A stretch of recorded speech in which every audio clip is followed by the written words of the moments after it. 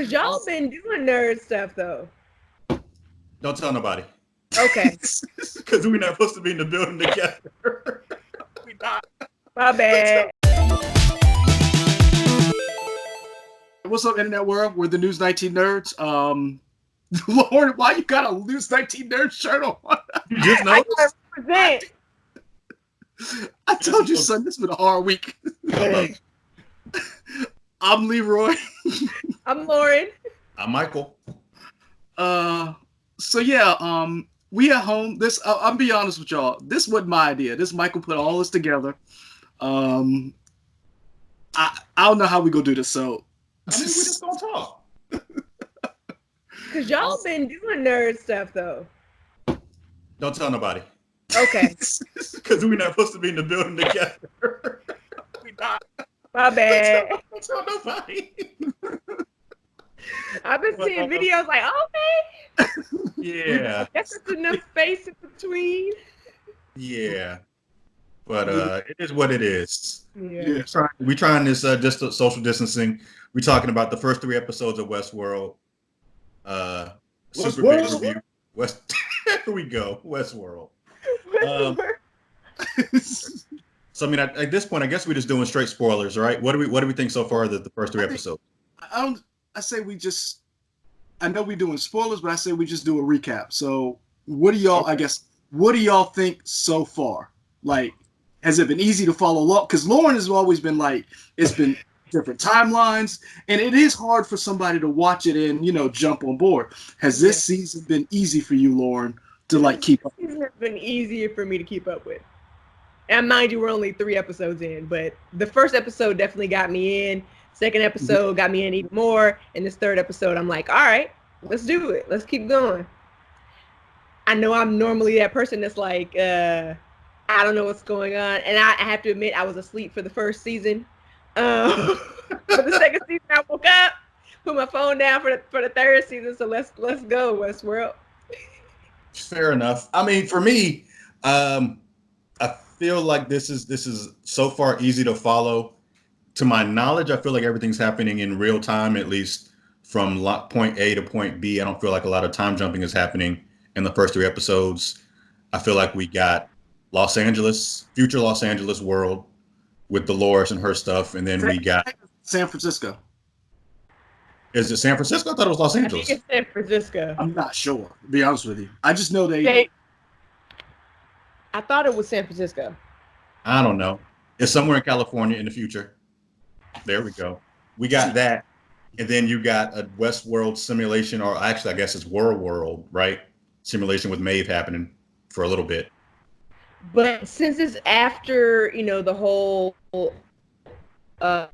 Westworld purge changed a lot with Westworld. And so it's like, I don't know if Maeve is, because Maeve we know isn't even, well, I don't know if we're talking about this yet, but Maeve isn't physically there yet. She's just her what's it called? Her brain. I guess you want to call it, if we were doing Altered Carbon, it'd be like her sleeve, right? Essentially. Yeah. Well, her stack. Her stack. Yeah. But yeah, so what's up? I don't know what it's called on Westworld though. I'm looking it up. All right. It's the sphere. We know what we're talking about. Yeah. But she is in the real world now, right? Because she's met with the billionaire Serac guy. Yeah, now she is. But when she was trying to escape, she was doing all of that from just her brain power. Yeah, that was cool. Yeah. What did you guys think about have you started looking online about theories about, whatever the future California city they're in is a simulation as well? I saw that. I saw somebody say that on something, like a post, and I didn't try to follow up on it because I wanted to be in the moment when I'm watching it, be like, So I kind of felt that anyway, because the first episode we saw Dolores with I'm trying to remember what his name is, old boy from the newsroom, Jim from the newsroom, where guy was drunk and he was like, "Is this a simulation?" And I was like, "Oh no, not." Did we just go from one thing to another? And episode 3 really gives you that vibe that Yep. this is a simulation on top of a simulation. Like Inception. I'm really loving the series so far. I think it's more straightforward. It seems like they had to do all that mess in the beginning to get us to this point. But I'm on board for World War III Dolores. Hashtag Team Dolores. I've been on board. I've been on board Dolores' team from the jump, and I'm really on board now. I mean, you want to see the world burn, though. You're like the Joker in that sense. I mean, maybe, but in my defense, wouldn't you want to just be able to live your life without some kind of overwatch or insight or whatever they want to call it without running your whole life? And we saw this now in episode 3 where all the things the people have been complaining about with social media and your digital footprint, we see the ultimate evil way it could be manipulated and used against you.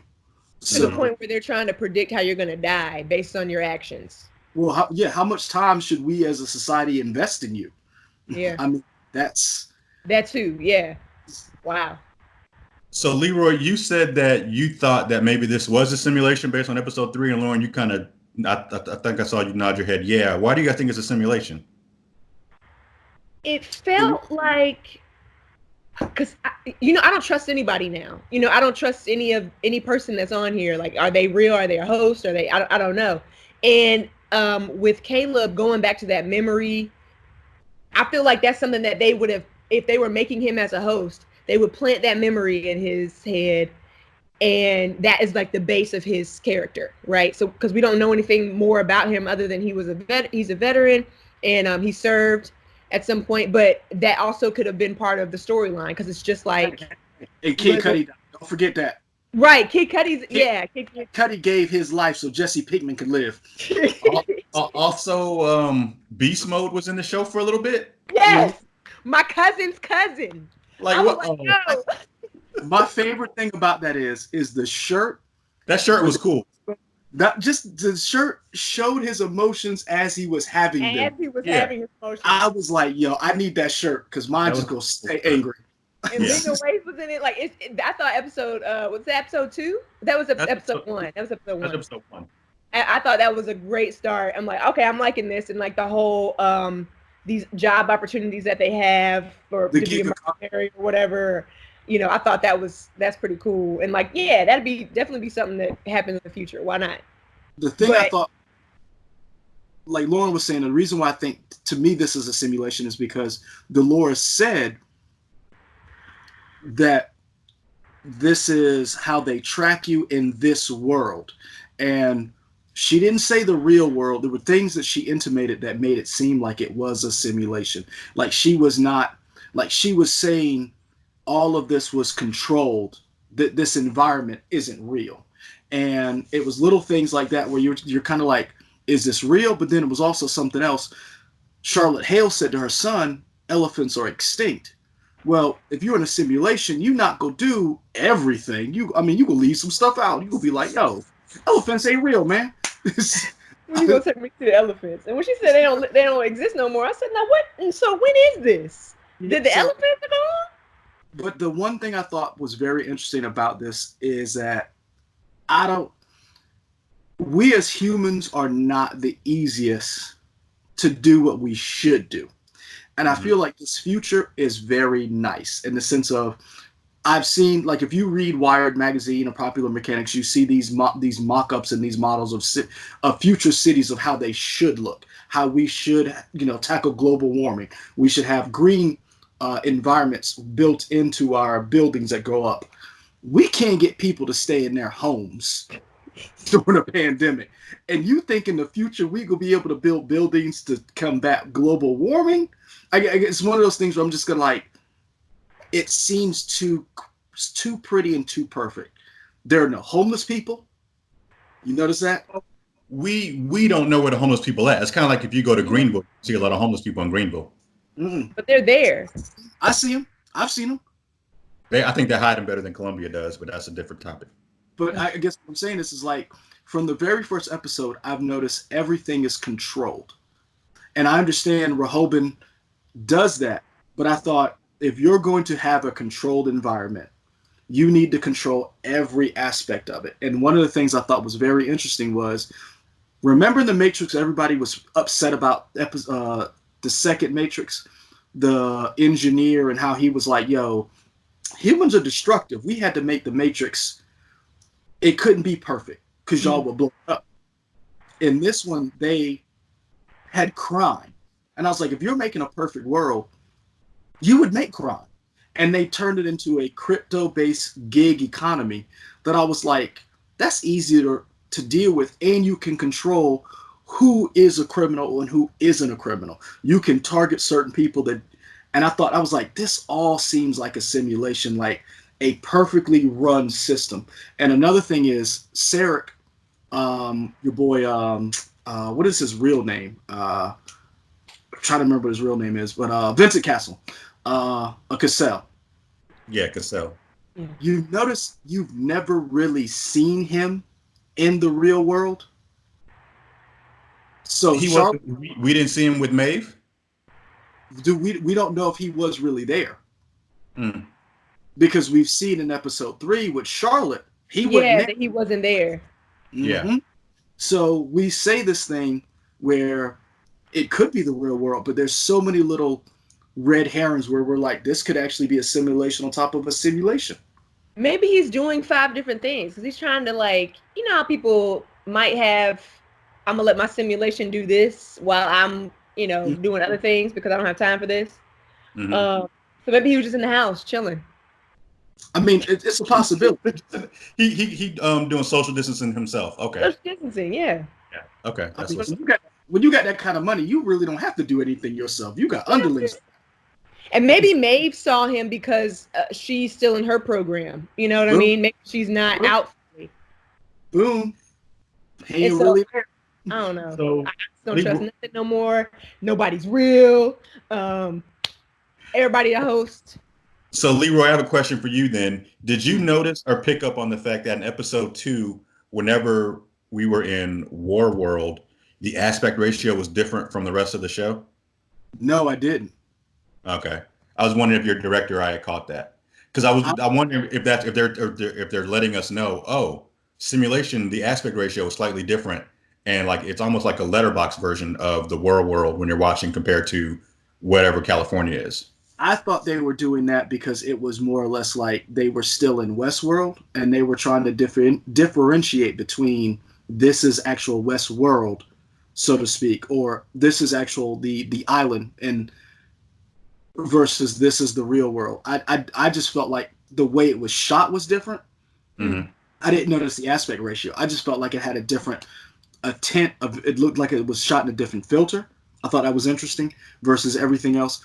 The way the cityscapes are shot, they're very crisp, they're very clear, and even though they're like both places were shot in the daytime that's shot in California is totally different from the daytime that was shot in War World. So yeah, excuse me. Yeah, I'm not gonna lie. I'm really feeling it. I'm really enjoying it. What's his name? Aaron Paul. Aaron no. Paul. Is it Aaron? No, that's not right. Is that right? Who were y'all trying to talk about? Jesse Pinkman. Oh yeah, I don't know his name. It's Jesse. He. I feel like he's the one person who is like, I don't want to say real, but he's the one person who seems to be understanding that there's something wrong, and he doesn't know what it is. Like he's really dealing with some type of trauma, and trying to figure out his place in the world. And then Charlotte's character, we know why she is the way she is, but it's almost like Caleb's character is really dealing with some emotional stuff, and you see it in every episode when he goes to see his mom, when he gets calls from his counselor, or when he goes to do these jobs. He's trying to figure out which job am I going to do. He's sitting out there eating with his, his robot friend, George or whatever his name is. Oh, R.I.P. I thought he was going to do something. He just jumped off the plane. He just walked off and fell off. He was nothing. That sucked. But this is my question. I was like, oh man, he's gonna come and save him. That's what's up. Who called him? I think he might have turned himself on and realized that his partner was in distress. To me, I took it as once Aaron Paul, you were right, Aaron Paul's heart rate got elevated. I feel like there was some type of fail-safe mechanism in the robot, almost like they're bonded. Like, oh, if something happens to this real life person, the robot some instinctively turns on or something. I find these little things in this future world are nice, but I also that they're those things that can be used against you. So you notice he turned off whatever that was that he had in his mouth, that the two guys who were coming to look for him turned back on. And as soon as he got from that one part of the building, he literally grabbed that tablet and turned it off because he knew that was something that could be used against him. And all these little things that are baked into this series seem to be things that are some type of control. And the fact that a car is driverless, the fact that you don't even have to interact with people to a certain extent unless you have to. And I noticed another thing that I want to see more about this world because if you've gone back and watched some of the trailers, they show this huge globe or this, I don't know, I guess the simulation, and there are dates that show. And every time they go to a different scene or a different episode, it's like, we're here. There's an event, or there's an event here, there was an event here. So what are those events? Two things I noticed. There are not a lot of people for this to be a major city in LA. So that's one. So we had some type of population decrease. Two, notice, I'm about to say that. Did you know Nathan's friend had on a mask when they were playing in the playground? No, I didn't see that. Nathan's friend, when they were playing on the playground, when Charlotte Hale showed up to pick him up, Nathan's friend, go back and look, his friend had a face mask on. I'm not ready for this. I really don't need the rest of this season to be that way. Okay, I'm still trying to figure out how Bernard is two people at the same time. But what I'm saying is the thing that's going on is we got to this point somehow. We know Aaron Paul's character, Caleb, was a vet. So we know some type of war happened. What was it that happened that led us to this point where we're okay with our digital footprint being used in this way? Because Aaron Paul's character said he knew what insight was. He wasn't shocked. He was shocked by how it was used against him, but he wasn't shocked it was there. Yeah. So let's talk about insight for a second, because you guys are talking about that big circle that kind of starts almost every episode with like disturbance or anomaly or whatever. So we know this show is created by Jonathan Nolan and Lisa Joy. And we also know one of my favorite shows of all time, like I think the best show that was ever on CBS, Person of Interest, was also created by Jonathan Nolan. Same concept. Yes, I think it's a very similar concept to this idea of insight is very similar to this system that was in Person of Interest. So, I mean, what do we think about the idea of Big Brother kind of always watching you or just taking over, like being able to use your data and stuff? I mean, that's where we're going to. Yeah, that's what Facebook is doing right now. I mean, we literally, we work in the news business. There's a news report out right now that Zoom had to turn off a feature that was sending Zoom data to Facebook. We're literally living in, basically Westworld is almost like a future to come where these companies they're not trading arms, they're not trading weapons or money, they're trading in data. Data information. Yeah. Yeah. I'm still amazed by even me speaking something, like talking about some shoes that I wanted to see, and then I see all these shoe advertisements on Instagram or Facebook or wherever I am on the side. And like, sometimes I don't even click on these websites and I'll talk about it. And I'm just like, dang, my phone was listening in, or my computer, like, you know how people put the black film on top of the, I'm about to start doing that. I mean, it's Westworld. The first two seasons to me toyed with the idea of what is a human being and what is self. The idea of what is identity and who am I, and that was so far fetched.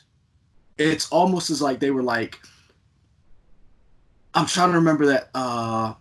Remember when Dave Chappelle did the thing with where he was a black president? He was like, "Did that get you? Did that blow your mind? Well, what about this?" He literally, like, Westworld did that, where it was so far-fetched that we were dealing with hosts and that this could happen and people, and then they were like, oh, you thought that was far-fetched? Let's ground it in reality. Yep. And this episode or this season scares me more than anything else because you're looking at the future, not what could happen, but what will eventually happen. Driverless cars. The gig economy where like Uber and Lyft are not just for getting a ride or Grubhub, or like if you're like, hey man, you want to make $1,500, want to commit a crime, log on to this app. Yeah. Go knock over ATM. Yeah. I mean, that's literally Grand Theft Auto. I was thinking, because back on episode 1, and this is, I think I said something to Michael a couple weeks ago about like Bernard and the Switch. Mm-hmm. How do y'all feel about Bernard's other self? And just refresh me. This didn't happen did this happen late in season 2, or when did this happen? It didn't really happen. It's more or less like it's a failsafe Bernard seems to have come up with because he has had his programming overwritten and someone's been in control of him since the beginning. We know Ford created him, Dolores helped program him, and there are instances where both Ford and Dolores did things to him against his will. And this is his idea of I will never be controlled again. But he also realizes I got to be able to whoop somebody's ass. Yeah. I can't be this all the time. And he's learning the hard way. I need to have these fail safes in place. And because what's old girl's you saw him when he had Ford in his head and how he didn't want to kill Dolores? Not Dolores, the QA girl who used to work with Stubbs or work. Elsie. But you saw he didn't want to kill her. But at the end of the day, he was never in control of his own. You see what I'm saying? And so Bernard 1 and 2, he's at a crisis because when everything was falling down around him, he was back on Westworld. What was he doing? Trying to do diagnostics in his arm, trying to make sure. And like, dude is like, yo, man, we got some real stuff going on over here. Can you speed this up? So he's really at a crossroads of, am I really me, or is this really just programming? And it seems to be he's the only one actually thinking about that. And I think Maeve is going to have that little crisis eventually where she's going to be like, am I really me, or is this the programming that's making me do these things? And I'm enjoying that there are still hosts out there that are still doing what they were programmed to do. Like, what's his Luke Hemsworth character? Like, he's there to protect. So like slaves? Lawrence Cooper slaves. No. Like, hey, I'm cool. These hosts are still doing what they're supposed to be doing. No, I'm saying that there's because it's like there's levels, right? You have these elevated hosts who have gained consciousness and are able to even control others, and then you have the hosts that are still doing what they were made to do, which honestly, but like I was saying, Luke Hemsworth's character, who is there to protect Bernard at all times or whatever, even he can be programmed to do something else, or he still follows orders. Well, he's being made to follow orders. I'm helping you because this is my program is to help you. Yeah, but that's what I'm saying. He's made to follow orders. When he figured out he was a host, he tried to kill himself. Yeah. Then Bernard stopped him and said, no, we're going to change this around. And they kind of made fun of it at the end of episode 2, where he's like, so you're just going to make me help you now, huh? Okay, I guess I'm doing this. He's like, you could have asked me. And Bernard was like, really? He was like, really? Could I ask you and you'd have done it? I found you about to kill yourself. Right. Or I found you after you attempted to kill yourself. So I'm really liking this. I mean, there's so many different things. I mean, we're 3 episodes in, and there's so many little things you could pull apart and you could spend an hour on. I think one of the interesting things is that we're seeing Bernard try to figure out that he has to stop Dolores or whatever she's trying to do. And Dolores has brought 5 hosts into the real world. We know. And who is Charlotte? And then not only who is Charlotte, there were 3 other hosts in that bag. So remember, there were 5. So we know one was Bernard. So that makes 4. We know one's in Charlotte. So who are the other 3? I think the one in Charlotte is Abernathy, her dad. See, I don't think it's Abernathy. Who do you think it is? I think it's Wyatt. Wyatt or Angela. Because the one thing she said that really, and the interaction between Nathan and the catch a predator scene doesn't lead me to believe it's Abernathy, because Abernathy never showed that type of vicious nature in him. He did though. Not like that. Like he was vicious when he was like. You ever poked a snake? A snake will attack you. I don't poke snakes. Nobody pokes snakes except for Leroy, apparently. First of all, I didn't poke a snake. I'm just telling you that's what happens when you do it. But how do you know? You don't even like snakes. I don't. But in order to get over my fear of snakes, I've tried to educate myself on them, and it has not worked. I'm still scared of them. There's actually a video right now of a dude poking a anaconda, and it bit the hell out of him. So I know not to play with any kind of snakes. I say that to say, when Charlotte grabbed that dude's throat and went through the whole predator thing, Abernathy never did that. That seems to be somebody with like Wyatt. Remember, Wyatt was vicious. I'm thinking it's somebody who is devoted to Dolores. I don't think it's Teddy. It ain't Teddy. It could be Angela, another blonde woman who was devoted to Dolores. But I don't see it being Abernathy. I see it being somebody who can kill a person like that. But here's a question: Is it necessarily the host that's doing it, or is it the reanimated memories of the Charlotte person taking over the body? It seemed like that's something that they brought up now. Of, well, if you put the sphere inside of a body, those memories kind of take over, because this fake Charlotte kept talking about real Charlotte wanting to come out. That's a good possibility. Dolores brought that up when she was doing the whole cutting herself stuff. But so, I guess if you're putting another another conscious in a body, you need to know all the information about that person, because they didn't do their homework. Because Charlotte didn't know she had a kid. She didn't know she was had a baby daddy. Michael Ealy. Whatever. Yeah, Michael Ealy popped out. Shout out to Michael Ealy. Because I'm watching him now on Stumptown on ABC Stumptown on Hulu. So I was like, oh, great to see him getting work. Hey, I'm gonna tell y'all right now, Jay-Z's still mad at that Negro. What? You will never see Michael Ealy in another Beyonce video, commercial, ad. Hey, they don't even play Halo in the house anymore. Jeez. I forgot he was in that music video. But anyways, and neither did C. Was it the Halo, or if I was a boy? I thought it was Halo. Hold on, let me look it up. Yeah, this is good Westworld talk. Yeah, let's look up. All I'm saying is, if I had Jay-Z's phone number, I'd call him right now and ask him. But friend of the show, Jay-Z, let us know. Please. I'm looking it up. Michael Ealy. It was Halo. Told you. It was Halo? It was Halo. Fantastic. Oh, boy. What did you guys think of the cameo of the Game of Thrones people in episode 2? That was awesome. But going back to what Lauren said, Lauren's right. They didn't do their homework, because how the hell you put somebody in Charlotte's body and didn't know and didn't think about the fact that there was a mole in Delios and it was Charlotte Hale the whole time? Y'all didn't do your homework, man. I think because the idea is that she was like, what, a triple agent? Nobody knew she was the mole. But I guess what I'm saying is, you knew she was up to something because Bernard told you she was up to something. Mm-hmm. But I guess that's the one thing that I'm noticing, as smart as Dolores is not a planner. Yeah. She's not a strategist. She's not somebody.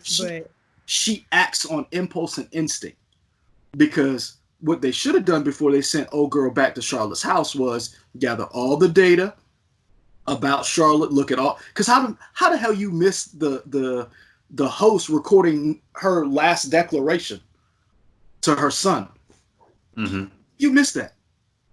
And didn't she die right after that though? No, Who, she Charlotte? didn't.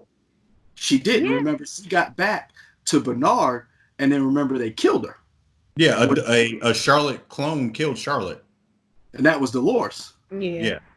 Okay. I But said. to Lauren's point, they're in over their head because Mhm. up against Serac or Serac. Not Serac. Serac. Yeah, I'm pretty sure it's Serac.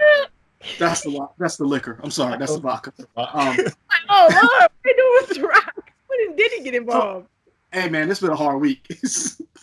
I don't even want to go back to work, y'all. I'm stressed. They're up against somebody who's been preparing whatever this world is for 2 decades. He's been working on whatever he's been planning for over 2 decades, because we saw at the end of episode 3, Charlotte Hale shows up and she's like, yo, I need a little bit more time. And he's like, time ain't what you got. Yeah. And so that's her first instinct of realizing, I'm pretty much in over my head. They just now figured out who Dude was within the last 2 episodes, and he's already bought up 38% of their company. Well, do we know it's him? We know it's him. I think that's kind of like implied, but now. Well, the pregnant lady said it was him. Remember, he reached out. The didn't say who it was. I thought she didn't say who it was. She did. She said it's him because, remember, they had the conversation when she was like, he has no digital footprint. We don't. Oh. There's nothing online, and the only reason why we know is because he reached out to us. Okay. Gotcha. So yeah, we know it's him. The question is, how do you beat somebody who's the richest man in the world and has a computer program, a simulation that's basically anticipating every move you make, every step you take? I'll be watching you. Don't do that. Don't do that. I got the tape for it. Anybody else? Any other main characters we left out? Oh, do we really talk about Maeve? Like what her journey is? Oh, question for Maeve. What did you guys feel about episode 2 in terms of the way it started in War World and then she realizing this is fake and that Hector doesn't recognize her anymore? Did that strike you at all, or did you care? That hurt, man. That hurt. I ain't gonna lie. Mm-hmm. I think that was to be expected though, because we know Maeve is above everybody's conscious level anyway. So I think she might have just been annoyed that she has to go through trying to get out again. I think that's what it was. I will say that she was annoyed, but it hurt me because you wanted everybody to make it. You wanted Hector to make it. You wanted Armistice to make it, and you realize everybody didn't make it, and you're like, damn. And then you saw Simon come back, and then that whole, am I real? Am I not real? And that whole thing, and it was cool, but it was sad in the sense of you wanted him to have this great moment where he gave his life for them. And remember, she said you did it because it was the right thing to do. And then you realize it's all a simulation for this trillionaire. I mean, what's more than a trillionaire? This man pretty much zillionaire. Whatever y'all said, I'll go with that. Unfathomable. Yeah. That's saying, like, checks for all. Think about that. He was able to smuggle out hosts from the company in the middle of a crisis, set up an entire neural network to figure out where the other hosts went, unbeknownst to anybody else, to the company itself. So she's not even in Delos anymore? Mm-mm. Maeve? She's out. Maeve is out. That's why Bernard couldn't find her, right? Yeah. But I thought the reason he couldn't find her was because she was in like some internal system within Delos. I didn't realize she was just at. Serac smuggled her out somehow. He smuggled her and a variety of and we know at least her. But they said we have a mole. We don't know how many other hosts they got out, but we know he went for Maeve because he knows Maeve probably can control other hosts, and 2, Maeve also probably knows enough about Dolores to stop her. Mm-hmm. And he's like, if I need to stop Dolores, I need somebody else. Now, the question is, does he know Bernard is a host? And does he know Charlotte's a host? Not, I believe I don't think he knows Charlotte's a host yet. I don't think he does, but I think he'll figure it out. The Yeah. question is, does he know Bernard is a host, and will he reach out to Bernard? I don't know. Well, Bernard's trying to find Maeve, so he's gonna figure this out. But this is a question. He'll upload and be like, Bernard is against Dolores right now. yeah. But what happens when Bernard figures out that they left Westworld to literally jump into another, basically fake reality? I think eventually what's going to happen is Bernard, Maeve, and Dolores. Remember how it's like this? Mm-hmm. And they show that 3? All 3 will be on the same side. I'm proud of your handwork, Leroy. I'm real proud of what you did. It's nice. I'm only 2 beers in, sir. Yes. I'm only. Right. Wait, I can do it with pens. Oh, Jesus. Yeah. I can do it with pens. So it's like starts like Okay. this, and then it's gonna be. Yep, like that. Sound effects and everything. Fantastic. Nigerian special effects. Oh Lord. Okay. So any other comments y'all want to say on these first 3 episodes? What You you don't think? have to have comments. I mean, I'm excited. I wonder what the end game is going to be. At this point, it feels like the end game is Dolores and her crew versus Serac. Mhm. His at this point, they haven't said if there's a season 4 yet, right? Nah, Because I But wonder if this will be the last season. nah. This is their. I think this is HBO's. I'd be interested to see how many viewers this show has, especially considering we're all stuck at home. And I mean, let's be honest. Game of Thrones captivated the world, and that was without any of this other stuff going on. But now, we I don't know if you saw the report. The president extended the CDC guidelines until April 30th. End of April? Yeah. So April 30th. So we got what? Another month? weeks? 5 weeks? Yeah. At least 4. So that's 4 more episodes. You gonna have a nice audience, a captivated audience at 9 p.m. on Sunday or whenever somebody watches this. So with these numbers, HBO, I could see a season 4 being greenlit because based on these inflated numbers, people are going to be like, "Oh, I'm now invested." Well, I don't want to say inflated, but with these numbers, people are now invested and they're going to want a season 4. Because I know I have friends that are just starting season 1 now, and they're well into season 1 and want to know more about how this works and things. And I told them, I was like, don't ask me because I'll tell you again, I was asleep all first season. And I'm not proud about that, but I also am not going back to watch. Nice. So I'm here now. I'm invested. I picked up middle season 2, and I'm invested throughout. I didn't have my phone out, for when I was watching. So I applaud myself on that. We're getting somewhere.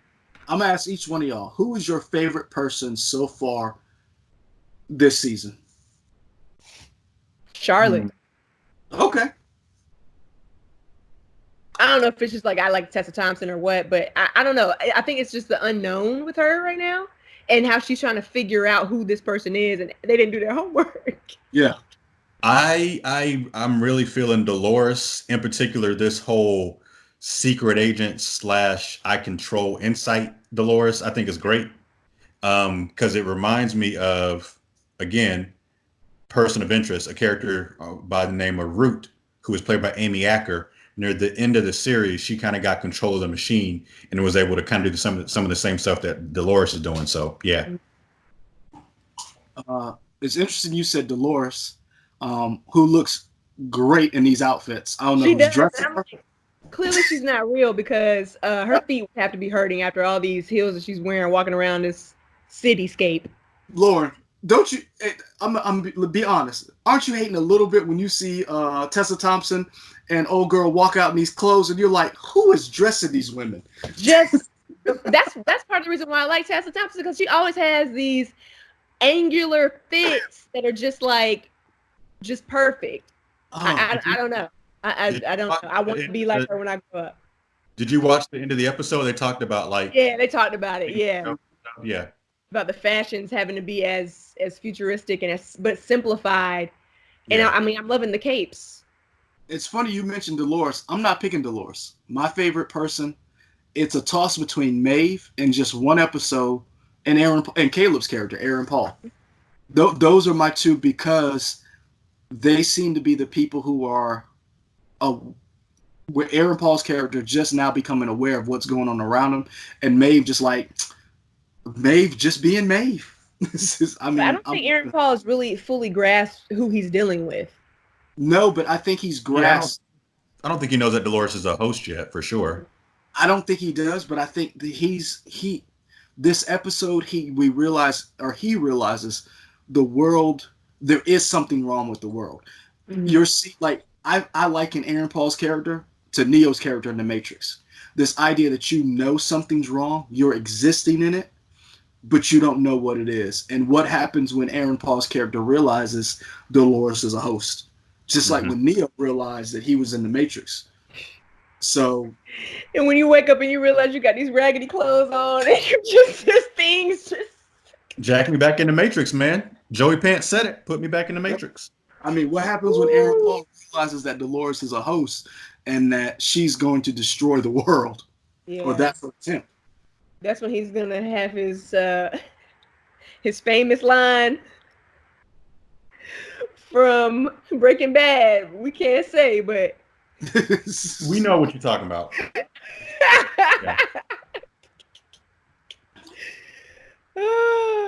Yeah, I'm invested. I mean, obviously, I love Westworld, so.